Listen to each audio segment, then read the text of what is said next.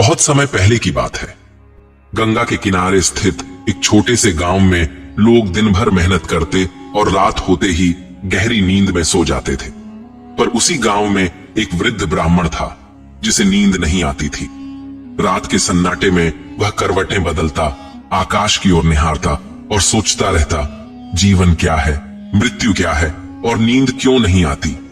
एक दिन गांव में यह खबर फैल गई कि भगवान बुद्ध पास के वन में अपने शिष्यों के साथ ठहरे हुए हैं। वृद्ध ब्राह्मण जो बुद्ध के उपदेशों के बारे में सुन चुका था, अपने भीतर के बेचैनी को शांत करने की आशा में उनसे मिलने चल पड़ा। वह दोपहर का समय था, चारों ओर शांति थी। वृक्षों की छांव में भगवान बुद्ध चुपचाप बैठे थे। उनके चारों ओर कुछ भिक्षु भी ध्यान में मग्न थे। वृद्ध ब्राह्मण ने धीरे से पास जाकर प्रणाम किया और पूछा, भगवान, मैं रात भर सो नहीं पाता। चिंता, विचार और यादें मुझे घेर लेती हैं। क्या आप मुझे ऐसा कुछ सिखा सकते हैं जिससे मैं चैन की नींद सो सकूं?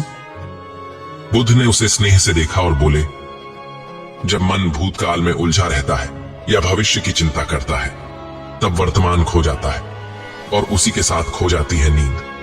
नींद वर्तमान की शांति में बसती है, न कि विचारों के शोर में। ब्राह्मण ने धीरे से पूछा, तो क्या मैं अपने विचारों को रोक दूं?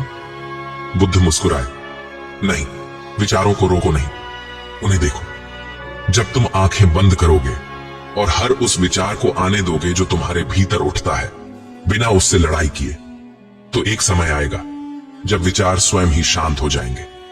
जैसे नदी की धारा जब थककर समंदर में मिलती है, वैसे ही मन की तरंगें भी मौन में समा जाती हैं। वृद्ध ब्राह्मण ने पूछा, क्या कोई उपाय है जिससे मैं इस मौन को अनुभव कर सकूं? बुद्ध बोले, हर रात जब तुम बिस्तर पर जाओ, अपनी सांसों पर ध्यान दो। बस उन्हें आते जाते देखो, बिना बदले, बिना रोके। अगर कोई विचार आए तो उसे भी देखने दो, पर ध्यान दो, तुम केवल देखने वाले हो, विचार करने वाले नहीं। यही ध्यान है, यही विश्रांति है। वृद्ध ब्राह्मण ने उसी रात बुद्ध की बातों को अपनाया। उसने आंखें बंद की और केवल अपनी सांसों को देखा। कुछ ही समय में उसका मन शांत हो गया। विचार जैसे धीरे धीरे धुंध बनकर छूट गए और पहली बार वर्षों बाद वह गहरी नींद में डूब गया। सुबह जब वह उठा, उसकी आंखों में चमक थी और मन में शांति। उसने आसमान की ओर देखा और मन ही मन कहा, धन्य है वे जो हमें जागते हुए सोना सिखा देते हैं। वह दिन था और फिर कभी उसे नींद न आने की शिकायत नहीं हुई। उसके लिए नींद अब केवल विश्राम नहीं, एक ध्यान बन चुकी थी, बुद्ध के शब्दों की तरह मौन और सरल। बहुत समय पहले की बात है। श्रावस्ती से कुछ दूर एक हरा भरा गांव बसा था। शांत, सुंदर, लेकिन एक विचित्र परेशानी से ग्रस्त। गांव के लोग रात भर करवटें बदलते रहते थे। किसी की आंखें थक कर भी नहीं बंद होती थीं। किसी का मन अनजाने भय से कांपता था। पशु पक्षी तो चैन से सो जाते, पर इंसान नींद को जैसे भूल चुके थे। एक दिन एक वृद्ध किसान ने सोचा, हम सबको एक ही रोग है, नींद नहीं आती। यह कोई साधारण बात नहीं है। उसी दिन उसने सुना कि पास ही के वन में भगवान बुद्ध अपने शिष्यों के साथ वास कर रहे हैं। अगले ही दिन सुबह गांव के कुछ बुजुर्गों और बच्चों को साथ लेकर वह बुद्ध के पास पहुंचा। वृद्ध किसान ने हाथ जोड़कर कहा, भगवान, हम गांव वाले थकते हैं, दिन भर काम करते हैं, फिर भी रात को नींद नहीं आती, जैसे हमारे मन को कोई अदृश्य जंजीर बांधती हो। बुद्ध मुस्कुराए। उन्होंने आंखें बंद की और थोड़ी देर शांति में बैठे रहे। फिर बोले, मन जब दिन भर चिंता से भरा हो तो रात को वह विश्राम कैसे करे? जब तक शरीर तो थकता है लेकिन मन विश्राम नहीं करता, नींद कैसे आएगी? गांव वालों की आंखों में जिज्ञासा थी। वे उत्तर चाहते थे।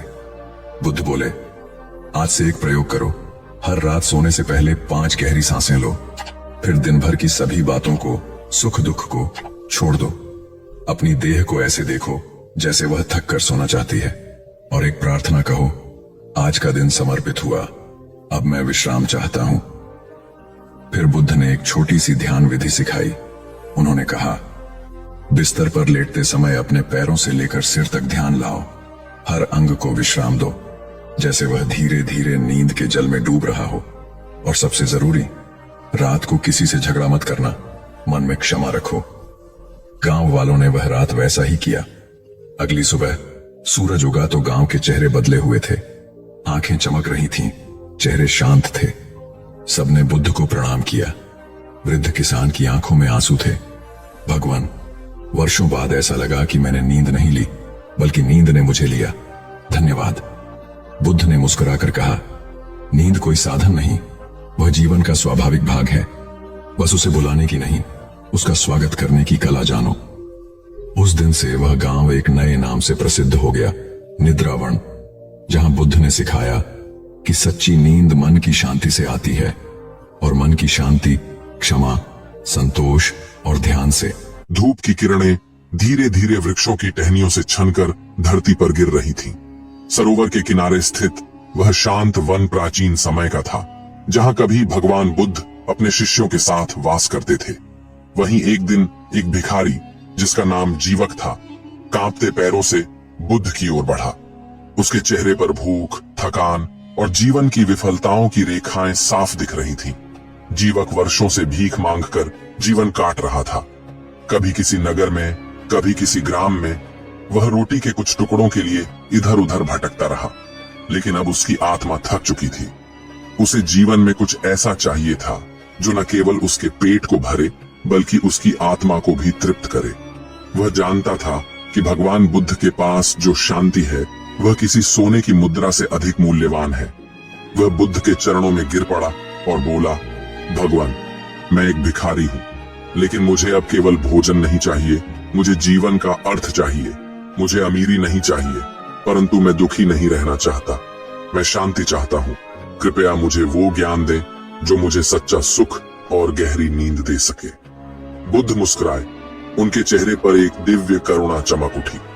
उन्होंने जीवक को अपने समीप बैठने को कहा।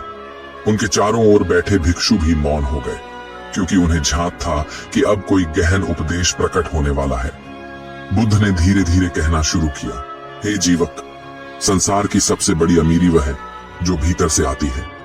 तूने जीवन भर बाहर मांगा, अब कुछ क्षण भीतर देख। क्या तू जानता है कि भिक्षा केवल शरीर के लिए होती है, पर आत्मा के लिए तो तपस्या करनी पड़ती है।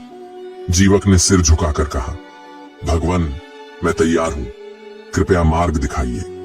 बुद्ध बोले, तो सुन, मैं तुझे एक छोटी सी कथा सुनाता हूं। यह कथा केवल एक कहानी नहीं, बल्कि जीवन का दर्पण है। बहुत समय पहले की बात है। एक नगर में सेवक नाम का युवक रहता था। उसका जन्म निर्धन परिवार में हुआ था। उसके माता पिता लकड़ी का काम करते थे और दिन भर की मेहनत से 2 वक्त की रोटी जुटाते थे। सेवक बचपन से ही देखता आया था कि निर्धनता क्या होती है। पेट की भूख, तन के वस्त्रों की कमी और मन की थकावट। एक दिन जब सेवक 10 वर्ष का था, उसके पिता की मृत्यु हो गई। मां ने सिलाई का काम शुरू किया, लेकिन आमदनी बहुत कम थी। सेवक ने भी ठेले पर सामान बेचना शुरू किया, पर घर की हालत नहीं बदली। एक रात जब वह थका हारा घर आया और बिना खाए पिए सो गया, तब उसे स्वप्न में एक वृद्ध महात्मा दिखाई दिए। वह बोले, सेवक, यदि तू अमीर बनना चाहता है तो केवल धन मत कमा, पहले अपने मन को संवार। मन शांत होगा तो तू जो चाहेगा वह तुझे मिलेगा। सुबह सेवक की आंख खुली तो उसे सपना स्पष्ट याद था, लेकिन वह नहीं जानता था कि मन को संवारना क्या होता है। उसे यह उत्तर जानने की तीव्र इच्छा हुई और उसने नगर छोड़कर यात्राओं पर निकलने का निर्णय लिया। सालों तक सेवक ने जंगलों, आश्रमों, नगरों और गुरुओं की तलाश की, लेकिन उसे केवल कर्मकांड मिले, बाहरी उपाय मिले, लेकिन भीतर की शांति नहीं मिली। वह जितना सीखता उतना ही उलझता जाता। फिर एक दिन वह गया पहुंचा, जहां बुद्ध अपने शिष्यों के साथ ठहरे हुए थे। वहां की शांति, वहां की हवा में व्याप्त ध्यान और लोगों के चेहरे पर दिखती शीतलता ने सेवक को मंत्रमुग्ध कर दिया। वह बुद्ध के पास पहुंचा और बोला, मैं धन के लिए निकला था, लेकिन अब मुझे शांति चाहिए। मैं भिखारी नहीं बनना चाहता, परंतु भीतर से टूट चुका हूं। कृपया मुझे ज्ञान दीजिए। बुद्ध ने मुस्कुराते हुए उसे देखा और कहा, तू क्या जानता है, अमीरी क्या है? सेवक बोला, सोने चांदी, गाड़ी, बड़ा घर। बुद्ध ने धीरे से कहा, नहीं, अमीरी वह है जब मन दुख से मुक्त हो जाए, जब तू रात्रि में गहरी नींद सो सके बिना चिंता के, वह अमीरी है। जब तू स्वयं को दूसरों से बड़ा न माने और दूसरों को स्वयं से छोटा न समझे, वह अमीरी है। जब तू